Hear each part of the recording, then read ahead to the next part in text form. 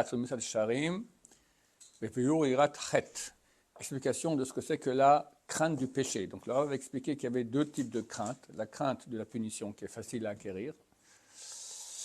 La crainte de la grandeur d'Hachem qui est très dure à acquérir. Et une partie de cette crainte de la grandeur d'Hachem, c'est la crainte du péché. C'est-à-dire être sans cesse en état d'inquiétude, de tension. Peut-être je fais un péché, peut-être il y a quelque chose qui se passe qui n'est pas OK, peut-être c'est mélangé, peut-être que mon intention n'est pas la meilleure intention. Être en super tension pour ne faire aucune chose qui est un péché ou ressemble à un péché. Au Kvar Matzanu, on a déjà vu, Shamalachim Agdolim, que les anges grands, Varamim, et surélevés, Charedim, Veroachim Tamil Pnegeut Hashem, on sont en terreur et en bouleversement toujours devant la grandeur d'Hachem. Parce qu'ils ont expliqué de façon allégorique, je crois qu'on en parlait déjà ici, il y a un fleuve de feu qui descend du ciel, c'est lui qui nourrit l'enfer. D'accord ? Il y a un grand feu en enfer, on dit que l'enfer est 60 fois plus grand que le monde. Il y a de la place pour tout le monde. Alors, c'est une mara dans Chagiga, ouais. Le fleuve de feu, d'où il vient, Mizatan shel chayot, de la transpiration des créatures célestes.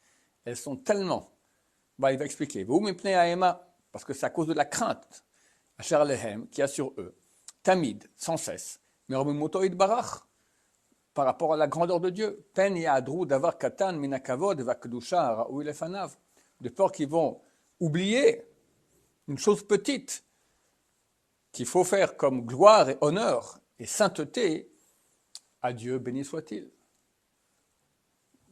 Donc si eux qui sont des anges et qu'on ne peut pas se tromper, sont tellement en transpiration et en terreur et en sueur, de peur que devant Dieu, comment je peux être pas 100% qu'il me faut, qu'est-ce qu'on va dire nous? Et à chaque moment, où il y a un dévoilement de la Shekhinah, la présence divine, à quelque endroit que ce soit, Kvar, Ra'ad, il y en a qui c'est marqué Rakad, c'est une erreur de frappe, Ra'ad, Ra'ash, Ragaz. Déjà, il y a là-bas Ra'ad, du tremblement, Ra'ash, du bruit, Ragaz, c'est de la tension. D'accord? Dieu se dévoile, c'est comme un roi. Pas les petits rois qui aujourd'hui, que c'est la nullité. J'ai vu hier du Rav Chaim Kanievski, Trump était venu ici en Israël.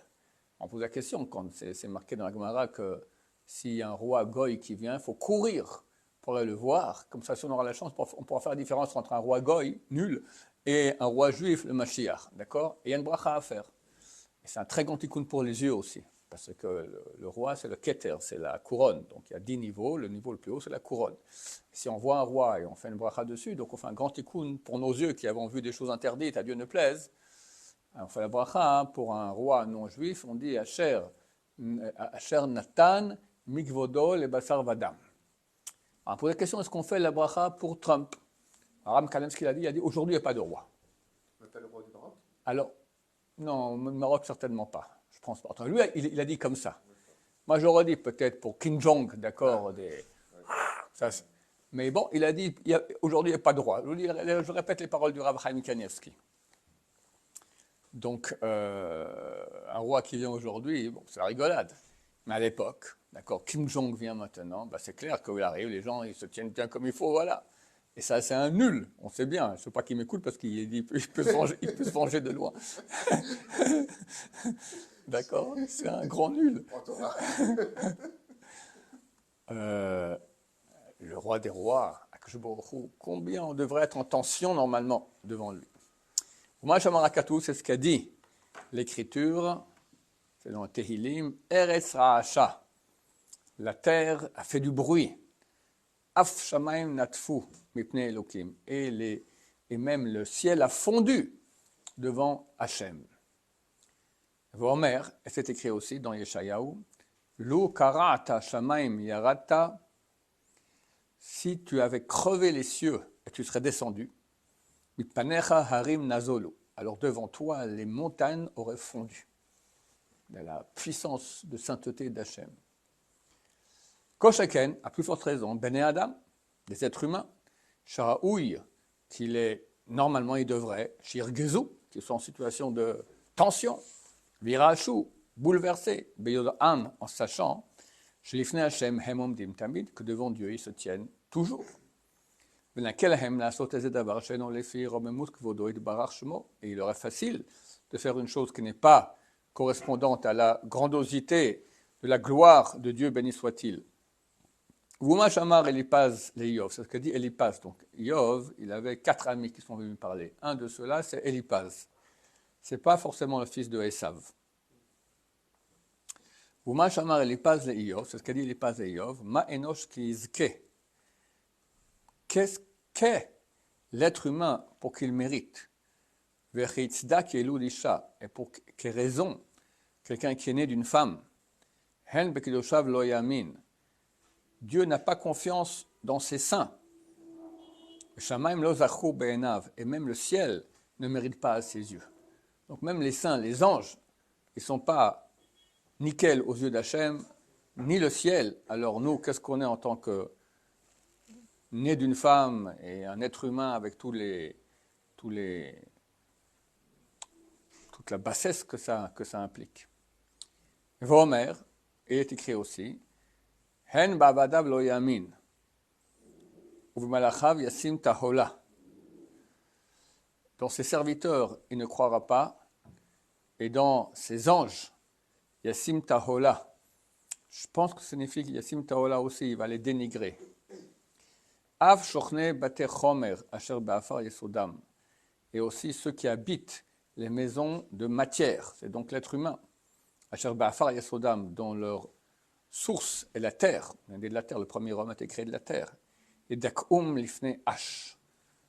Il les rabaisse lifne ash devant des mythes. Donc pour dire que personne ne mérite, on peut dire à Dieu, je mérite, je suis quelqu'un, je suis là. Il faut comprendre qu'on n'est rien. Donc on doit trembler. C'est pour cela qu'effectivement, chaque être humain doit être en situation de crainte, toujours, et bouleversé. Comme a dit Elihu, qui est un des autres amis de Iov, Af les autres yecherad libi. Pour cela aussi, mon cœur est en crainte. Il saute de sa place. Shimu shamoa berogez kolo. Écoutez, quand j'entends berogez, avec tension, sa voix, la voix de Dieu. Zot yahira ametit, ça c'est la crainte authentique. Sheraou la ish chassid, que l'homme qui est pieux, chez Alpanav, doit avoir sur sa face, tamid, toujours. L'autre façon, mais maintenant, on ne doit pas le quitter. Donc je répète, on parle de choses qui ne nous concernent pas, si ce n'est un peu. Ach chelka yira hazot shnaim. Les parties de cette crainte se divisent en deux. Ayechad hu bahove, o atid. Une est dans le présent ou le futur.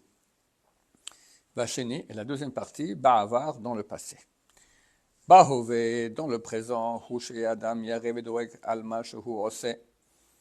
C'est que l'homme soit en situation de crainte et d'inquiétude à propos de ce qu'il fait, alma sholech la'asot, ou ce qu'il s'apprête à faire. Pen yebo davar, de peur qu'il y ait là-bas quelque chose, ou pen ikanes bo eze davar, ou de peur que rentre là-bas une chose. Asher lo lefi kvodo itbarach, qui ne correspond pas à l'honneur d'Hachem, qui lui est dû, comme je l'écris en haut. Ba'avar, dans le passé, Adam choshev tamid, que l'homme pense toujours à mashakvarasa, à ce qu'il a déjà fait. Faire un bilan. Vira, et il sera en crainte. Vid'ag, et en inquiétude. Penyatsa mitachat yadav ezechet belo sheyada. Peut-être qu'il a fait un péché sans le savoir. Vukinyan baba ben buta. Et c'est comme a expliqué Baba Ben Bouta, c'est comme le cas qu'on a avec Baba Ben Bouta, donc c'est un grand sage d'Israël, qui amenait un sacrifice qui s'appelle Hacham Taloui. C'est le seul sacrifice d'ailleurs qu'on amène pour un péché qu'on n'est pas certain d'avoir fait. Un péché grave qui est sanctionné par le karet. Si on ne sait pas, quelqu'un il a mangé un morceau de viande. Il ne sait pas si c'était, il y avait dedans du chelev. Chelev, ce sont certaines graisses animales qui sont sanctionnées par le karet. Il n'y a aucun aliment qui est sanctionné par le karet. Que certaines graisses animales, et à manger à Kippour et à manger du Hametz à Pesach. Donc lui, il a mangé maintenant une graisse de viande. Il ne sait pas. Peut-être qu'elle est super cachère. Peut-être qu'elle est super taref. Karet. Alors il faut amener un sacrifice Hacham Taloui. Hacham suspendu. Et si un jour il sait que, pour finir, c'était oui du Chelev, alors il doit amener un autre sacrifice, un Khatat, à condition qu'il n'y ait pas encore Yom Kippour qui est passé. Si Yom Kippour est passé, c'est fini, il n'y a plus besoin d'amener même le sacrifice Khatat. Donc on voit que Bava Milbouta, c'est un grand sadique. Tous les jours, il amenait un sacrifice de ce type-là, que peut-être il a... Quel péché? Peut-être karet, c'est pas karet, il faut y aller pour transgresser un interdit karet. D'accord? Veïov et Job, Achar mishte bana vaya mashkim, après les festins que faisaient ses enfants, se levait tôt. Ve'ela olot, on cite ici le verset de Iov, Ve'ela olot mispar kulam. Il amenait des sacrifices holocaustes au nombre de tous ses enfants. Kamar Iov, car disait Iov, Oulai chatou, banaï, peut-être mes enfants, ont péché. Baruch Adonai, l'olam, amen, amen.